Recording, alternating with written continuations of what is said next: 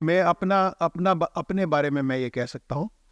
کہ ایک تو نمبر 1 2 اسٹیٹ سولوشن کی جو پوزیشن ہے وہ that is the consistent position of the OIC member countries, اور وہ اپنا اس کے اندر کوئی بھی تبدیلی نہیں ہے، اور وہ اس کے جو مین کانٹورز ہیں اس 2 اسٹیٹ سولوشن کے وہ وہی ہیں جو کہ میں نے پہلے آرٹیکولیٹ کی ہے، جس کے اندر پری 1967 بارڈرز اور القدس الشریف ایز دی کیپٹل آف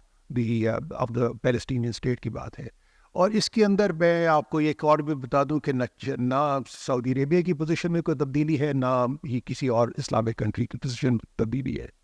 جہاں تک تو اس 18 تاریخ کی جو میٹنگ ہو رہی ہے OIC اس کا تعلق ہے،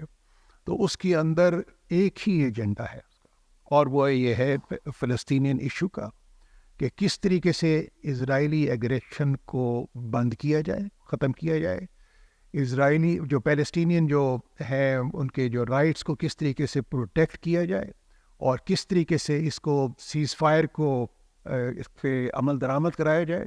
کس طریقے سے ہیومینیٹیرین اسسٹنس جو سی ہے امیڈیٹ، جس کی بہت حد تک ضرورت ہے وہاں کے فلسطین کے لوگوں کو، کہ کس طریقے سے اس کو پرووائڈ کیا جائے۔ تو یہ ہی ایک اس کا ایک ایجنڈا ہے اس میٹنگ کا۔